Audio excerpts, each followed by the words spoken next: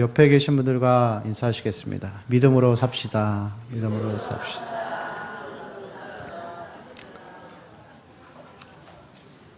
믿음으로 살고 계시죠? 모든 종교는 다 보이는 형상을 믿습니다. 그래서 불교는 황금으로 된 부처를 숭상하고, 또 카톨릭에 가면 하얀색으로 된 마리아를 숭배하고 예수님을 숭배합니다. 무당은 잡신들을 숭배하고 이단들은 교주를 숭배하지만 우리 기독교 신앙은 보이지 않는 하나님을 섬기는 그러한 이 종교라고 할 수가 있습니다. 우리에게 보이지 아니하시는 이 영이신 하나님을 섬기는 방식은 우리의 믿음으로 하나님을 기쁘시게 하는 삶이라고 할 수가 있습니다. 히브리서 11장 1절 말씀을 보면은 믿음이 무엇인가에 대해서 우리에게 보여주고 있는데, 믿음은 바라는 것들의 실상이요 보이지 않는 것들의 증거니, 그렇게 표현하고 있습니다. 믿음은 바라는 것들의 실상이요 보이지 않는 것들의 증거이니. 이것은 보이지는 않지만 우리가 실제로 존재하는 것을 향해 나아가는 삶의 기본적인 자세라고 할 수가 있습니다. 세상 사람들과 우리는 세상을 살아가는 방식이 다르죠. 세상에 있는 사람들은 세상을 살아가는 방식이 돈을 쫓아가고 성공과 명예를 쫓아가고 또 자식을 위해 살아가지만, 우리는 보이지 아니하시는 하나님을 믿음으로 살아가는 삶이라고 할 수가 있습니다. 그리고 히브리서 11장 6절 말씀을 보면은 믿음이 없이는 하나님을 기쁘시게 하지 못하나니 하나님께 나아가는 자는 반드시 그가 계신 것과 그가 자기를 찾는 자들에게 상 주시는 이심을 믿어야 할지니라. 여러분, 그래서 우리는 처음부터 끝까지 믿음으로 살아야 하는 것을 성경이 우리에게 가르쳐주고 있습니다. 여러분, 믿음이 무엇일까요? 믿음이 100% 매초 매순간 하나님을 기쁘시게 하고, 하나님을 확신하고, 하나님을 신뢰하면서 순결성을 유지하는 그런 것이라고 저도 생각했지만 사실 그런 것은 아닙니다. 믿음이라는 것은 끝까지 하나님을 붙드는 것이죠. 믿음의 선진들을 보면은 그들은 믿음으로 살았지만 동시에 죽을 때까지 의심과의 싸움을 하던 자들이었습니다. 그래서 믿음은 하나님의 방식을 따라서 때로는 그것 때문에 넘어지고 실망하고 좌절하고 또 의심하지만 끝까지 그 방식을 믿고 나아가는 것이 믿음의 삶이라고 할 수가 있습니다. 예전에 그 우리나라 일제시대 때 손양원 목사님이 감옥에 신사참배 때문에 들어갔다가 고문을 당하고 풀려난 적이 있었다고 합니다. 그 집에 와가지고 그 아픈 몸을 이끌고서 앉아가지고 사모님이 차려주는 밥을 먹는데, 이 돌아오자마자 얼마 안 돼서 이 밥 먹는 중에 또 일본의 순사들이 찾아와가지고는 또 경찰서에 가자고. 무서운 거죠. 이 손양원 목사님이 뒷문으로 도망가면서 막 울면서 그랬다고 합니다. 사모님한테 힘들어 죽겠다고, 못하겠다고. 여러분, 믿음의 삶이 어떤 굴욕과 고통과 핍박 속에서도 나는 믿음으로 살 거야, 사실 그런 사람 별로 없습니다. 그게 옳다라고 믿고 그것을 끝까지 붙들고 가는 것이 믿음이죠. 때로는 그것 때문에 좌절하고 의심하고 실망하고 이게 맞을까 하면서도 끝까지 그것을 붙들고 살아가려고 하는 그것이 바로 하나님을 기쁘시게 하는 믿음의 삶이라고 할 수가 있습니다. 여러분, 오늘 본문 말씀 가운데 12장 1절과 2절을 말씀하기 전에 11장 그 전장 11장 전체를 보면은 믿음의 삶을 살았던 믿음의 선진들에 대해서 우리에게 보여주고 있습니다. 그렇지만 사실 이 믿음의 선진들을 보면은 하나님께서 그들을 믿음으로 살았다 이렇게 표현을 하고는 있지만, 그들은 사실 그들의 삶을 보면은 그렇게 믿음의 삶을 살았던 사람이라고 보기 어려운 부분들이 많이 있습니다. 모세도 40년 동안 자기 힘으로 하려고 했지 믿음으로 하려고 하지 않았습니다. 그렇지만 하나님께서는 그를 잠시 죄악의 낙을 누리는 것보다 광야에 가서 고통받는 것을 그가 더 좋아해 따라가면서 믿음의 사람으로 인정해 주시죠. 사라의 모습을 보면은 똑같습니다. 아브라함의 아내였던 사라의 모습도 그가 노년에 하나님이 아들을 주실 것이라는 이 약속에 대해서 그것을 굳건하게 믿기보다는 아이를 가지기 바로 전에도 그것을 믿지 못하고 이 천사가 하는 말에 대해서 비웃었다 이렇게 의심하던 이제 그런 모습이라고 할 수 있겠죠. 여러분, 믿음의 조상 아브라함, 여러분, 아브라함은 믿음이 좋은 사람이었을까요? 아니, 믿음의 사람이라고 하기보다는 이 아브라함을 포함해서 성경에 나오는 모든 인물들은 믿음으로 살긴 했지만 사실 믿음의 사람이라고 보기 좀 어려운 부분들이 많이 있습니다. 아브라함 같은 경우도 그는 믿음의 사람이죠. 75세 때 자기의 아비 집을 떠나는 것은 믿음의 행동이었죠. 그건 누구도 하기 힘든 것이었습니다. 그러나 완전한 믿음의 소유자는 아니었죠. 그가 나올 때 이 본토는 떠났지만 친척과 아비는 떠나지 못했습니다. 그리고 하나님이 그 과정들을 계속해서 기다리시죠. 그가 86세가 되었을 때 그 가운데에서 도저히 하나님을 더 이상 기다리지 못하고 거기서 이제 이 하갈을 취해서 이스마엘을 낳게 됩니다. 그리고 하나님이 그에게서 13년 동안 하나님이 침묵하시죠. 성경에 기록이 없습니다. 왜 그러냐면 그가 믿음의 삶을 살다가 잠시에 이 세상의 방식을 쫓아가면서 살아갔기 때문에 하나님이 그렇게 하신 것이겠죠. 그리고 그 후에 13년 후에 하나님이 다시 나타나셔서 아들을 약속하시면서 너는 내 앞에서 행하여 완전하라. 그렇게 하나님이 말씀하시죠. 그리고 아들을 주십니다. 여러분, 어떻게 보면은 믿음의 삶이라는 것은 하나님의 열심이죠. 구약의 인물들을 보고 우리의 삶을 봐도 여러분 믿음으로 사셨습니까? 저도 믿음으로 산다고 그렇게 고백하지만 사실 제 삶을 돌이켜보면은 95%는 하나님이 다 하신 거더라고요. 하나님의 열심으로 여기까지 온 것이지 제가 한 것은 사실 별로 없습니다.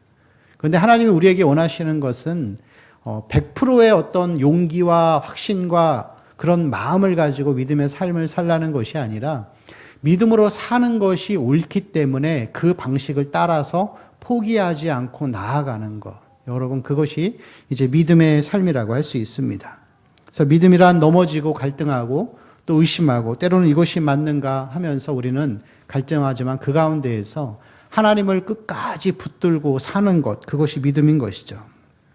마태복음 6장에 보면은 무엇을 먹을까, 무엇을 마실까, 무엇을 입을까 고민하고 있는 이 사람들에 대해서 예수님께서 믿음이 작은 자들아 이렇게 표현하고 있습니다.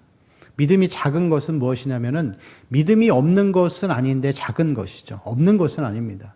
여기서 믿음이 작은 자들아라고 예수님께서 말씀하신 것은 이 베드로가 물에 빠졌을 때 믿음이 적은 자여 왜 의심하였느냐 그것과 똑같은 의미에서 구원받을 믿음은 있죠.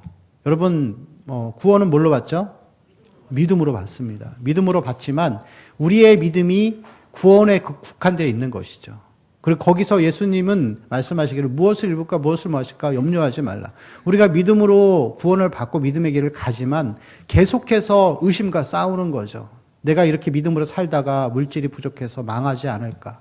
그 무엇을 먹을까 무엇을 마실까 염려하면서 이 살아가고 있는 사람들을 향하여서 예수님은 믿음의 삶을, 하나님은 믿음의 삶을 계속해서 우리에게 살아갈 것을 말씀하고 있습니다.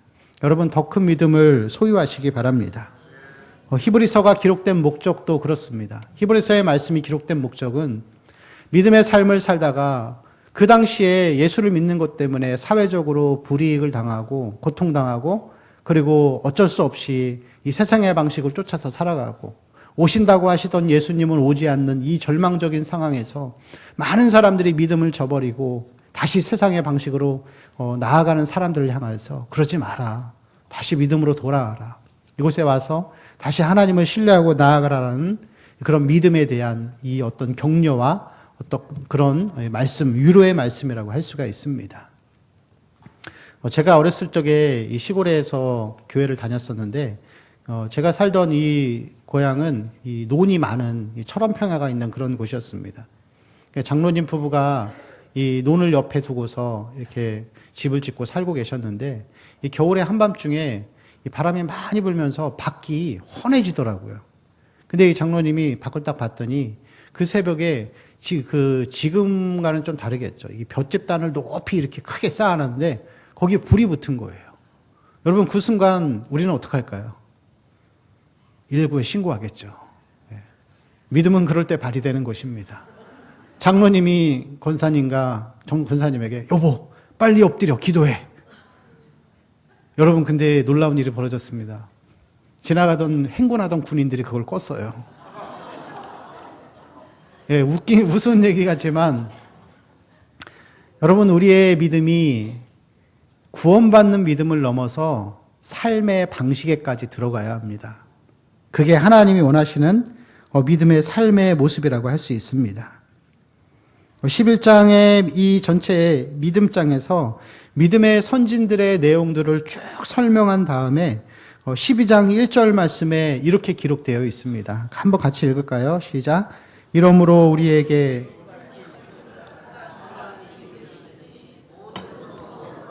얽매이기 쉬운 죄를 벗어버리고 인내로써 우리 앞에 당한 경주를 하며. 아멘. 자, 11장에 나오는 이 사람들에 대해서 믿음으로 살았던 사람들을 보여준 후에 12장 1절 첫 번째 이러므로 이렇게 표현하고 있습니다. 이러므로 우리에게 있으니, 이러므로 우리도 그런 삶을 살아야 한다. 그것을 이 히브리서 저자가 우리에게 격려하고 재촉하는 그런 내용이라고 할 수가 있습니다. 1절과 2절은 우리가 어떻게 해야 믿음의 삶을 살아갈 수 있는가, 그 방식을 우리에게 보여주는데 1절 초반부에서는 이런 말씀이 있습니다. 모든 무거운 것과 얽매이기 쉬운 죄를 벗어버려라. 그리고 그 다음에는 인내로써 경주하고 믿음의 주여 온전케 하시는 이인 예수를 바라보자. 첫 번째 나오는 내용은 부정적인 내용이죠. 그래서 모든 무거운 것과 얽매이기 쉬운 죄를 먼저 벗어버려라. 이 부정적인 내용을 우리에게 말씀하고 있습니다. 그리고 그 다음에는 이 긍정적인 내용을 말하는 것이죠. 인내로써 경주를 하면서 믿음의 주여 온전케 하시는 이인 예수를 바라보자. 여러분, 이 신앙생활의 방식은 항상 이 부정과 긍정의 순서로 항상 같이 가야 됩니다. 우리가 믿음으로 살아가는데 이 긍정을 빼버리고 믿음의 주여 온전케 하신 예수를 바라보고 그런 삶을 빼버리고 그냥 무거운 짐과 얽매이기 쉬운 죄를 벗어버려라. 죄를 벗으면 믿음으로 살 수 있다. 여러분, 짓던 죄를 안 짓고 무거운 짐을 가지고 있던 것을 나 오늘부터 안 해. 그러면 그게 안 하게 될까요? 그렇지 않겠죠. 그 가운데 뭐가 있어야 되죠? 안 하고 끊었으면은 거기에 다른 걸 채워야 돼요. 거룩한 것, 하나님의 은혜, 긍정의 것들을 채워야 되는 것이죠. 그래서 부정만 해서는 우리의 신앙이 계속 율법주의가 될 수밖에 없고 이 참된 믿음의 길을 걸어갈 수 없습니다. 그래서 신앙생활은 항상 부정의 삶을 살고 그 다음에 긍정의 삶을 살아야 되는 것이죠. 그럼 긍정의 삶은 무엇이죠? 인내로써 우리 앞에 당한 경주를 경주하고 예수를 바라보는 것이죠. 그런데 여러분, 부정은 안 하고 긍정만 하는 것도 사실은 문제입니다. 부정에 대한 부분들을 하지 않고서 내가 긍정적으로 무조건 죄에 대한 해결도 없이 예수를 바라보자, 예수를 체험하자. 그래서 마치 이 긍정만이 신앙으로 우리가 생각을 해버리면은 그 신앙은 어떨 때는 한탕주의 신앙이 되고 이 신비주의 신앙이 될 수밖에 없습니다. 예수를 바라보라 할 때 성경에서 예수를 바라보라 하는 것은 이 죄를 이기고 무거운 짐을 벗어버리고 또 인내의 시간들을 통해서 말씀을 배워가면서 그 가운데 계속해서 이 십자가 보혈을 의지해서 이 성경을 묵상하며 나아가는 오랜 시간의 일정을 얘기하는 것이죠. 그런데 그런 것들을 다 생략해버리고 그냥 어떤 분위기를 만들고서 그 가운데 좀 은혜가 되고 감동이 되는 찬양을 틀어놓고서는 예수님께 집중하세요 한다고 해서 여러분 예수님께 집중되는 게 아닙니다. 그것은 분위기를 타고 감정을 건드리는 것이지 그것을 참된 신앙이라 할 수 없는 것이죠. 그래서 우리의 신앙은 항상 이 부정의 삶을 살면서 그 다음에 긍정의 것을 우리 가운데 채우는 그 은혜가 있어야 할 줄로 믿습니다. 이 두 가지가 우리에게 함께 갈 때 건강한 그리스도인이 되고 그리고 참된 믿음의 이 승리자의 삶을 살아갈 수 있는 것이죠. 1절 말씀에 믿음으로 살기 위해서 가장 먼저 해야 될 것은 모든 무거운 것과 얽매이기 쉬운 죄를 벗어버리라. 그렇게 기록하고 있습니다. 여기서 무거운 것은 짐을 이야기하는 것이죠. 원어적인 의미를 보면은 운동선수가 운동 경기를 하는 데 있어서 필요한 그 이상의 자기 몸무게를 말한다고 하더라고요. 여러분, 권투를 하거나 뭐 여러 가지 경기를 할 때 선수들이 계측을 하잖아요. 거기서 몸무게가 늘어나면 실격되는 것이죠. 그런 것을 이야기하는 것입니다. 우리가 이 믿음의 경주를 할 때 믿음을 이 마라톤으로 비유해서 달려갈 때 여러분 몸이 무겁고 체중이 많이 나가면 오래 달릴 수 있죠? 아니죠. 예? 지치죠. 예. 제가 결혼하기 전보다 좀 살이 좀 많이 쪘습니다. 근데 찌고 나니까 한 100m 뛰는 것도 힘들더라고요. 예. 그래서 참 살 좀 빼야 되겠다 하는데 이 먹는 거 앞에서 항상 넘어집니다. 근데 여러분 우리가 이 영적인 것도 똑같습니다.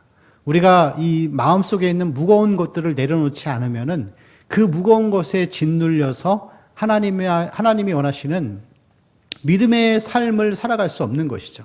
여기서 무거운 것이라는 것은 뭐냐면은 죄는 아니지만 믿음을 방해하는 것들을 이야기합니다. 죄는 아닌데 믿음을 방해하는 것들.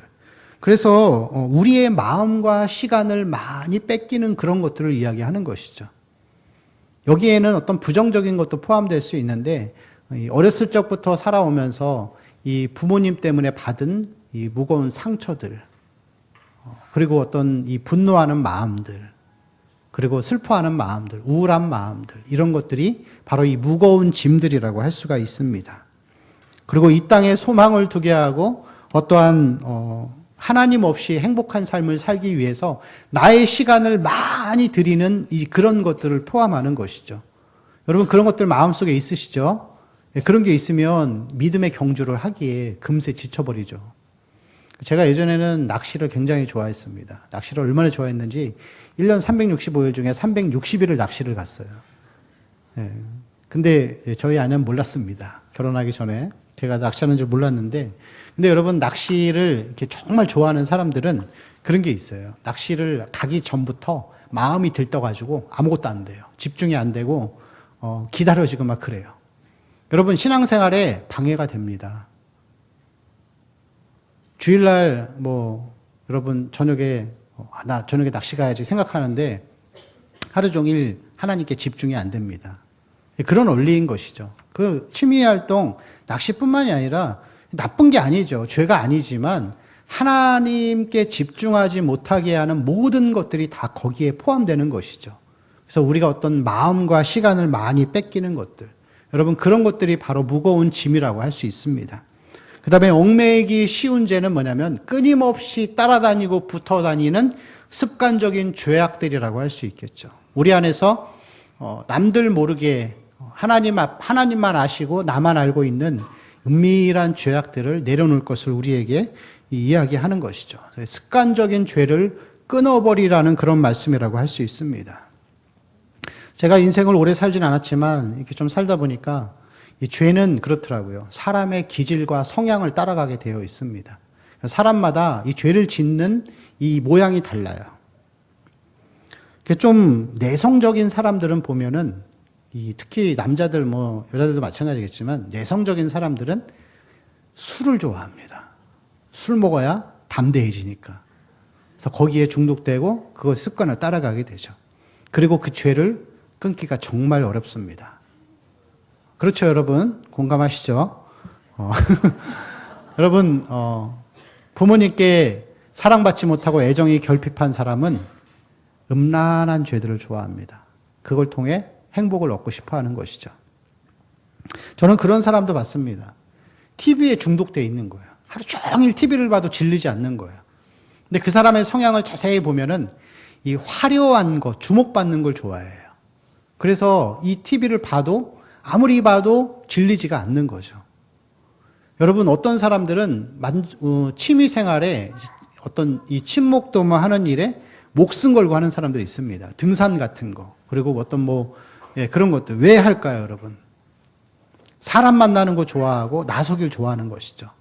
그런 성향의 사람들은 그런 그게 여러분 죄는 아니죠. 등산이 죄는 아니지만 계속해서 거기에 이 모든 것을 시간을 들이고 집중하면 그게 죄가 되는 것이겠죠. 여러분 그러한 고질적이고 자기의 성향과 기질을 따라서 죄를 짓는 사람들은 그 가운데 믿음의 삶을 살아갈 수 없는 것이죠. 여러분 그래서 우리가 먼저는 이 무거운 것이 믿음의 방해가 된다라는 거, 그리고 이 습관적인 죄가 하나님 앞에서 정말 믿음을 방해한다라는 것을 인식하는 것이 먼저 중요합니다. 그게 죄인 줄도 모르는 상태로 있으면 그것보다 더 심각한 일은 없겠죠. 성령 하나님의 이 역사하심은 우리에게 죄를 자각하게 하시죠.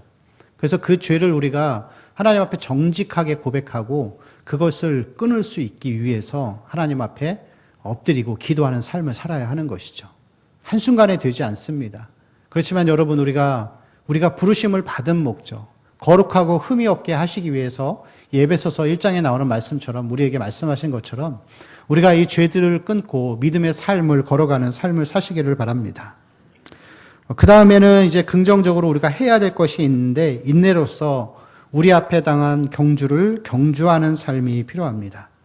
이것은 마치 이 고대 시대에 마라톤을 뛰던 마라토너의 비유라고 할 수 있는데, 이 마라토너의 생명은 인내력이라고 할 수 있습니다. 끝까지 참고 견디는 그런 삶이라고 할 수 있겠죠. 우리의 믿음의 삶은 어떻게 보면 인내하는 삶이라고 할 수가 있습니다. 여러분, 마라토너의 생명은 가벼움이죠. 장거리 이 경주를 하는 사람의 이 가장 생명은 이 가벼운 것을 신고 나아가는 이제 그런 삶이라고 할 수 있습니다. 그래서 우리가 이 가벼운 것, 앞의 내용을 어떻게 보면 부연 설명해주고 더 덧붙여주는 것인데, 무거운 것과 얽매이기 쉬운 죄들을 계속해서 버리는 이 자세가 필요하다는 것을 말씀하고 있습니다. 예전에 제가 어렸을 때 기억으로 이 마라톤 선수들이, 이 황영조 같은 선수들이 뛸 때 그 신발이 한 5천만 원 막 이러더라고요. 한 켤레에. 그 한 번의 어떤 마라톤에서 승리와 금메달을 위해서 엄청난 연구와 개발을 통해서 발에 최적화되고 가장 가벼운 것을 신고서 뛰던 것을 제가 기억이 납니다. 그것과 같이 우리가 이 얽매이기 쉬운 죄, 무거운 것을 내려놓고 이 인내의 경주라는 것. 여러분, 이 믿음의 삶은 한순간에 몇 년 안에 끝나는 것이 아니라 우리가 하나님 앞에 가는 그 날까지 하는 우리의 삶이라고 할 수 있습니다. 그래서 인내로서 우리 앞에 당한 경주를 포기하지 않고 걸어가시기를 바랍니다. 2절 말씀 같이 읽어보겠습니다. 시작. 믿음의 주여, 기쁨을 위하여 십자가를 참으사 부끄러움을 개의치 아니하시더니 하나님 보좌 우편에 앉아 계시니라. 아멘. 믿음의 주여, 또 온전케 하시는 이인 예수를 바라보자. 이 본문의 의미는 우리에게 더 큰 믿음을 요구하시는 이 저자의 이 내용들을 볼 수 있습니다. 다시 설명하면은 히브리서 11장 내용은 믿음의 선진들에 대해서 나오잖아요. 아브라함, 모세, 노아, 다윗 이렇게 쭉 나오는데, 여기서 11장 2절 창조의 내용부터 12장 2절 우리가 읽은 본문까지 내용은 결국엔 예수 그리스도로 결론을 맺습니다. 그런데 11장이 끝날 때 39절 보실까요? 11장 39절에 이 사람들은 다 믿음으로 말미암아 증거를 받았으나 약속된 것을 받지 못하였으니, 40절에 이는 하나님이 우리를 위하여 더 좋은 것을 예비하셨은즉 우리가 아니면 그들로 온전함을 이루지 못하게 하려 하심이라. 아멘. 이 부분이 어떤 의미인가 하면은, 증거를 받았지만 구약의 믿음의 선진들은 약속된 것을 받지 못하였으니 우리를 위하여 더 좋은 것을 예비하셨다. 여러분, 히브리서 11장에 나오는 이 구약의 성도들은 예수 그리스도를 본 적이 없습니다. 희미하게 보았죠. 복음이 무엇인지를 몰랐습니다. 예수 그리스도와 복음, 우리가 이 보고 있는 이 복음의 분명한 사실들을 그들은 보지 못했지만 실제로 보지 못하였어도 그들은 믿음으로 승리하는 삶을 살았다는 것이죠. 그러면 여러분, 우리는 어떠한가요? 우리는 예수님의 오심을 우리가 알았고 구속을 성취하신 십자가 사건을 우리가 경험한 사람들이죠. 그리고 성경이 우리에게 이 하나님의 비밀이 기록되어 있는 이 성경을 우리들은 가지고 있습니다.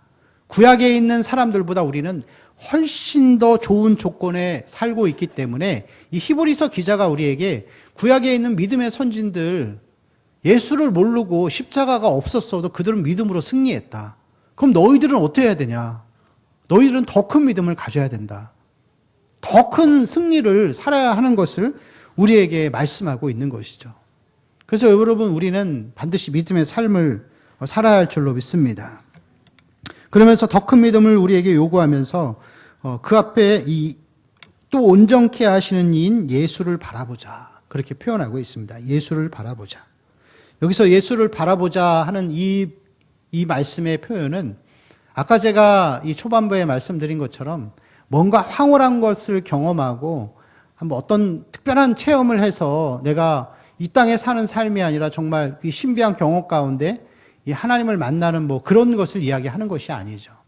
그것은 우리가 계속해서 우리가 이 땅에 발을 붙이고 살면서 믿음의 주여 온전케 하시는 이 예수님을 계속해서 의지하는 삶을 우리에게 표현하는 것입니다. 여러분, 카톨릭에 가면은, 카톨릭은, 제가 카톨릭을 좋아하지 않죠. 근데 우리는 기독교는 사실 카톨릭과는 다른 종교인데, 이 카톨릭에 가면 참 배울 게 있어요, 그래도. 그들은 렉시오 디비나라고 해서 예수 기도라는 것들을 합니다. 그게 뭐냐면은, 이런 표현이에요. 주 예수여 내게 자비를. 주 예수여 내게 자비를. 그것을 그 사람들은 한 발 한 발 떼면서 걸어갈 때나 잠을 잘 때나 버스를 타고 갈 때나 항상 그거를 달고 살아요. 주 예수여 내게 자비를. 주 예수여 내게 자비를. 여러분, 우리가 이 예수님을 바라보고 살아가는 거, 그것은 매 초 매 순간 예수님의 십자가를 의지하며 사는 걸 이야기하는 것이죠. 여러분, 우리의 삶을 한번 보세요. 저의 삶을 봐도 너무 실망스럽죠. 하나님이 우리를 의롭다 하시고 거룩한 하나님 백성들이라고 말씀하시지만 우리가 마음속으로 짓는 죄악들, 순간순간 하나님 앞에 범죄하며 살아가는 이 죄의 모습들을 보면은 너무 실망스럽잖아요. 우리 자신을 볼 때 죄인일 수밖에 없어요. 여러분, 그래서 매 초 매 순간마다 우리가 믿음의 주, 온전케 하시는 그 예수 그리스도의 십자가의 보혈로 우리의 인격을 적셔야 됩니다. 예수 그리스도의 은혜가 아니면은 하나님 제가 살아갈 수 없습니다. 그래서 항상 이 십자가를 묵상하고 또 십자가를 기억하고 십자가의 은혜 가운데 살아가야 하는 것이죠. 우리는 기도할 때마다 이렇게 기도하죠. 우리 주 예수 그리스도의 이름으로 기도합니다. 여러분, 왜 그렇게 기도할까요? 나의 기도는 예수 그리스도를 통해서만이 완전해지는 것이죠. 예수님을 통해서만이 우리가 하나님 앞에 나아갈 수 있는 것입니다. 마태복음 28장의 지상명령 가운데 예수님께서 하늘과 땅의 모든 권세를 누구에게 주셨다고요? 예수님에게 주셨으니, 내게 주셨으니. 그래서 우리가 이 권세를 가지신 예수 그리스도를 믿고서 계속해서 나아가는 삶을 살아야 할 줄로 믿습니다. 여러분, 매 초 매 순간마다 우리 주 예수 그리스도를 바라보십시오. 그분만이 우리를 살리시고 그분만이 우리를 매일매일의 고통과 어둠과 죄악에서 건지시는 유일한 우리의 구세주가 되십니다. 십자가의 보혈이 우리의 능력임을 믿습니다. 다시 우리의 말씀을 보면은 12절 말씀 한 번 더 읽겠습니다. 시작. 믿음의 주여 또 온전케 하시는 인 예수를 바라보자. 그는 그 앞에 있는 기쁨을 위하여 십자가를 참으사 부끄러움을 개의치 아니하시더니. 아멘. 자, 그 앞에 있는 기쁨을 위하여 십자가를 참으사 하나님 보좌 우편에 앉으셨느니라. 예수님이 믿음의 삶을 끝까지 사실 수 있었던 것은 그 이후에 하나님이 주시는 상급과 보상을 기대했기 때문입니다. 여러분, 예수님이 이 땅에 다시 오시는 재림 때에는 더 이상 구원자가 아니라 심판주로 오시게 되죠. 근데 예수님이 심판주로 오시게 된 이 심판의 자격을 얻으신 거는 이 땅에서 율법을 성취하시고 구원을 이루신 이 과거 이 2000년 전에 복음을 성취하셨기 때문에 거기에 대한 성부 하나님의 상급이라고 할 수 있습니다. 여러분, 성경은 우리에게 계속해서 하나님이 주시는 상급과 보상을 계속해서 이야기하고 우리가 그것을 기대하고 나아가는 것이 굉장히 바람직한 것이라고 우리에게 말씀하고 있습니다. 여러분, 하나님이 우리에게 믿음으로 살라고 하는 이유는 우리 앞에 하나님이 주신 믿음에 대한 보상이 있기 때문에 그렇습니다. 우리 모든 성도들의 삶이 그렇게 살아야 할 줄로 믿습니다. 요즘에 여러분, 제가 신방을 다니다 보면은 뭐 우리 교회 뭐 그렇지만 어느 교회를 가서 어느 성도의 집에 가서 신방을 가도 우리는 아무 걱정 없어요. 우리는 별일 없어요. 이런 가정 하나도 없더라고요. 다 어려운 사연들이 있고 기가 막힌 사연들이 있죠. 하나님이 그러한 것들 주시는 이유는 우리의 소망을, 우리의 믿음을 이 땅에 두지 않고 세상의 방식이 아니라 하나님 나라를 바라보면서 하나님의 상급을 바라보고 이 보좌 우편에 앉아 계신 예수 그리스도를 바라보면서 나아가라고 그렇게 우리에게 주시는 것이라고 할 수가 있습니다. 그래서 계속해서 여러분 우리는 믿음으로 넘어지고 또 때로는 갈등하고 의심하지만 이루시는 하나님의 약속을 끝까지 붙잡고 계속해서 그 삶을 나아가시길 바랍니다. 믿음 때문에 자꾸 손해보는 것 같고, 그래서 여러분 혹시 갈등하거나 혹은 그 믿음의 길을 잠시 포기하고 세상의 방식을 쫓아가는 우리 성도들이 있다면 다시 여러분 예수 그리스도를 바라보고 십자가 앞으로 나아오는 그런 삶이 되어야 할 줄로 믿습니다. 제가 한 10년 전에 신학교를 졸업을 했습니다. 신대원을 졸업하고 나서 여러분 우리나라에서는 이 신대원을 졸업하고 나면은 이제 강도사 시험을 보고 목사 안수를 받고 이제 목회 현장에 뛰어듭니다. 그런데 이 신학교를 졸업하면은 대부분 다 이제 결혼을 하기 때문에 이제 목사님이 되면은 이 사역의 현장에 뛰어들죠. 근데 여러분 가정이 있고 자녀가 있고 아내가 있기 때문에 이 전임 사역을 할 수밖에 없는 상황이 됩니다. 파트 사역을 해서는 먹고 살 수가 없는 것이죠. 그리고 대부분 이제 제 친구들도 보면은 이 큰 교회 가서 대형 교회, 우리나라에서 뭐 이름만 대면 알아주는 이제 그런 교회에 가서 목회의 스킬과 어떤 이 목회 성공을 위한 길을 향해 나아갑니다. 아니면 혹은 외국에 유학을 가서 좋은 학위를 따기 위해서 외국에 가는 그런 일들도 많이 있습니다. 여러분 그런데 제가 신대원을 졸업하고 나서 아내랑 이제 아이와 함께 인천에서 한 몇 년을 살았는데 제가 학교를 졸업하고 나서도 마음에 그런 마음이 있는 거예요. 내가 이 몇 년 배운 거 가지고서 이 신학을 가지고서 하나님 말씀을 바르게 전할 수 있을까? 사실 없어요, 여러분. 그 몇 년을 공부해서 제가 신대원을 다니면서 공부를 했지만 그 신대원 몇 년의 과정을 통해서 이 평생 하나님 말씀을 성도들에게 바르게 전할 수 있을까라고 물어봤을 때 제 스스로 불가능하다 그렇게 생각을 했습니다. 그래서 제가 일부러 좀 작은 교회를 다녔습니다. 작은 교회를 다니면서 시간을 많이 내서 공부를 나름 열심히 했어요.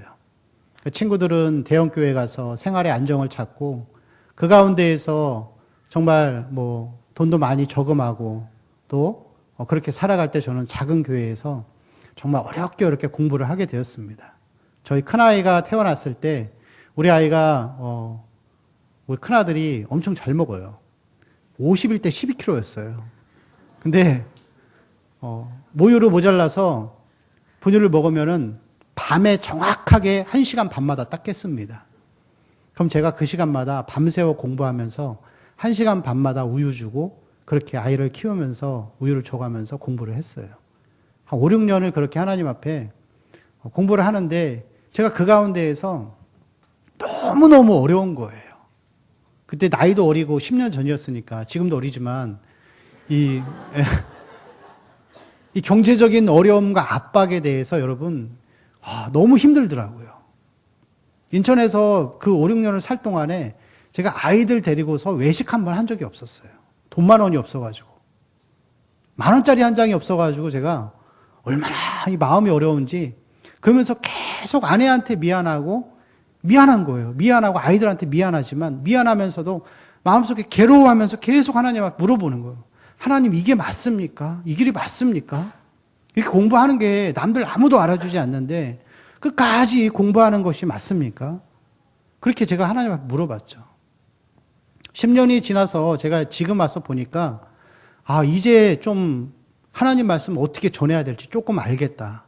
성경을 어떻게 해석해야 될지 그거 알겠다 하는 것이죠. 제가 생각할 때는 나름대로 이것이 믿음의 길이고 하나님의 길이라고 생각했기 때문에 그 길을 걸어왔는데 지금 와서 생각해 보면 그게 하나님이 원하시던 믿음의 길이었습니다. 정말 어려웠지만 목사가 하나님 말씀 바로 전하는 것보다 더 소중한 것이 어디 있겠는가.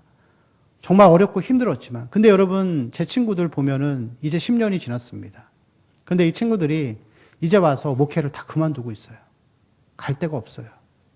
그들 스스로 마음속에 지친 거죠. 10년 동안 해봤는데 자기 안에 가지고 있는 진리가 없으니까 이제 와서 이렇게 이야기합니다. 목회가 뭔지 모르겠다. 뭘 가르쳐야 될지 모르겠다. 아니면 여러분 어떤 친구들은 그렇게 처음부터 계산적으로 계산을 합니다. 신학교를 졸업하자마자 큰 교회, 대형 교회에 가서 부목사로 뭐 5년, 10년을 있는 것이죠. 여러분 5년, 10년 있는 동안에 이 목사님들이, 부목사님들이 대형 교회에서 사람 모으는 건 잘 배웠겠죠. 어떻게 해서든지 프로그램 하면서 사람 모으는 건 잘 배웠을지 몰라도 그 바쁜 그 대형 교회에서 하나님 말씀을 연구하고 진리를 공부하는 일은 여러분 불가능합니다. 근데 그 사람들이 이 한국교회의 이제 2세대의 담임 목사로 청빙을 받고 있죠. 여러분 참 안타까운 현실입니다. 그들이 담임 목회 청빙을 받아서 작은 교회 혹은 중형교회에 가서 사람을 모으고 교회를 키울 수는 있겠지만 그 안에 진리의 역사가 있고 하나님의 성령의 능력이 나타나는 깊은 말씀이 전해질 수 있겠냐 이거죠. 또 한국교회는 그렇게 믿음을 따라가지 않고 사람의 스펙을 바라보고 그런 사람들을 좀 뽑아놓은 교회의 인식과 그러한 것들을 통해서 계속해서 암흑의 길을 걸어가고 있는 것입니다. 너무너무 안타까운 현실이죠. 성공과 목회를 위해서 그렇게 사는 것이 어떤 진리를 내버리고 그렇게 살아갈 때 끊임없이 여러분 제가 부족하지만 이 진리를 추구하고 이 하나님 말씀을 올바르게 증거하고자 하는 이 한 가지의 마음을 가지고서 달려왔습니다. 여러분 대부분의 그렇게 총병을 받고 그렇게 대형교회 목사님이 되고 이런 분들 여러분 참 죄송한 얘기지만 그분들이 하는 설교 다 짜집게 설교입니다. 제가 공부를 하다 보니까 하나님이 저에게 특별한 은혜를 주셨는데 설교를 들으면 이게 어디서 나온 내용인지 이제 다 보이더라고요. 근데 너무 여러분 전 그게 마음이 아픈 거예요. 내 교회만 생각하지 않고 한국 교회가 잘 되었으면 좋겠는데 목사님들이 스킬은 좋죠. 어떻게 해서든지 교회 성도들 늘리는 건 잘하는데 설교는 그렇지 않은 것이죠. 너무너무 안타까운 현실이라고 할 수 있습니다. 여러분 그것은 목회자에게만 국한되지 않습니다. 그것은 동일하게 우리의 삶에서도 우리 성도들의 삶에서도 그렇게 나타나야 하는 것이죠. 우리가 믿음으로 살지 못하는 이유는 두려움 때문에 그렇습니다. 내가 믿음을 지키다가 직장을 잃지는 않을까? 내가 물질로 손해보지는 않을까? 여러분 그런 생각하지 않습니까? 여러분 그렇지만 장기적으로 보세요. 믿음은 마라톤입니다. 내가 달려갈 길 다 간 후에 하나님 앞에 나아갔을 때 우리가 좋은 것 하나님 앞에 드려야 되는 것이죠. 여러분 그러기 위해서 우리가 순간순간 믿음으로 그렇게 살아가야 할 줄로 믿습니다. 물질을 조금 손해보면 어떤가요?